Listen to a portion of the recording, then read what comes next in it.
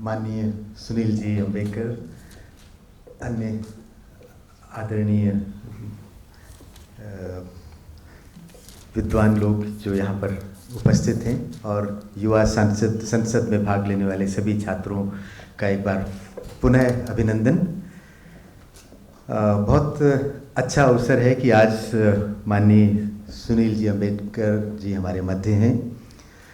मैं अक्सर कहता हूँ कि मैं मैकाले जी का, लॉर्ड मैकाले का बहुत बड़ा फ़ैन हूँ और उतना ही बड़ा फ़ैन मैं माननीय सुनील जी का भी हूँ।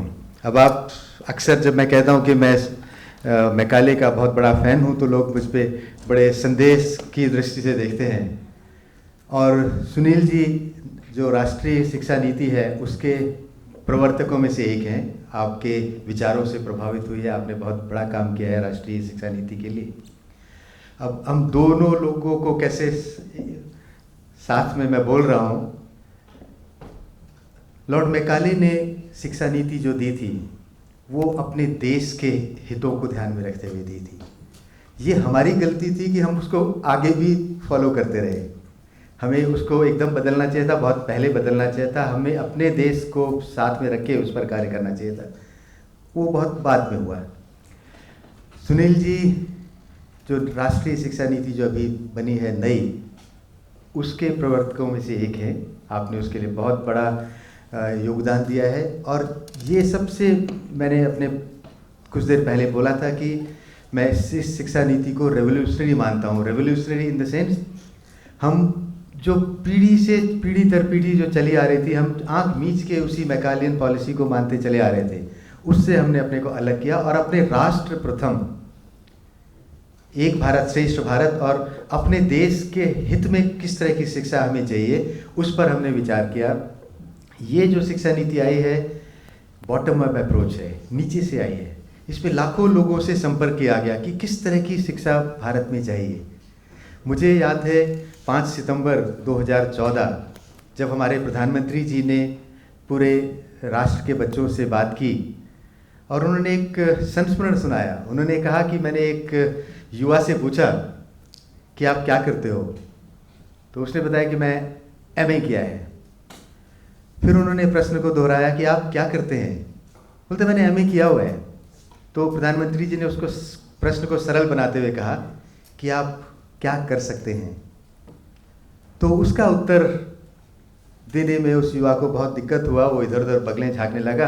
क्या कर सकते हैं, हम शिक्षा की डिग्रियां तो ले लेते हैं पर हमारी कितनी क्षमताएं हमारी शिक्षा बढ़ा रही है, इस चीज़ पर हम कभी सोच नहीं पाते हैं। क्या कर सकते हैं ये हम नहीं जानते। हमारे पास एमए है, हमारे पास पीएचडी है, बट हम कर क्या सकते हैं। तो मैं यही कहूँगा कि ये जो शिक्षा नीति है, जो राष्ट्रीय शिक्षा नीति जो बनी है, ये हमारे सर्वांगीण विकास के लिए है। ये केवल डिग्री के लिए नहीं है, ये हमारे सर्वांगीण विकास के लिए है। इसमें हम यदि आगे से प्रधानमंत्री पूछेंगे कि आप क्या करते हैं तो वो बताएंगे कि मैं फोटोग्राफी करता हूँ, मैं ड्रामा करता हूँ, मैं म्यूजिशियन हूँ, मैं साइंटिस्ट हूँ, मैं स्पेस साइंस में काम करता हूँ, मैं अर्थशास्त्री हूँ। तो ये शिक्षा नीति आपके सर्वांगीण विकास के लिए है और ये इस तरह का एक आपको एक प्लेटफॉर्म देती है। आप डुअल डिग्री पर बातें चल रही हैं और फ्लेक्सिबल शिक्षा की बात चल रही है। मैं विज्ञान का छात्र था,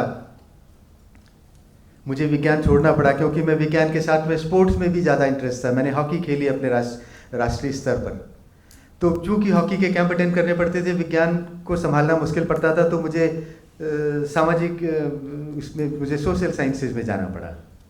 आज भी मेरा इंटरेस्ट बायोलॉजी में है। मैं आज भी पर्यावरण के बारे में बात करता हूँ। पर यदि शायद पहले इस तरह की सुविधा होती कि आप ठीक है फिजिक्स केमिस्ट्री छोड़ के यदि बायोलॉजी पढ़नी होती तो मैं शायद एमएससी करता, एमए नहीं करता। तो ये एक हमें फ्लेक्सिबल सिस्टम ये दे रहा है। फिर एकेडमिक बैंक ऑफ क्रेडिट जो बहुत बड़ी, आज मैं क्लास 12 मैंने कर लिया, मेरे पास एक स्किल है, मैं उस पर काम कर रहा हूँ। कुछ वर्ष काम करने के बाद अमेरिका में बोलते हैं बैक टू स्कूल कंसेप्ट।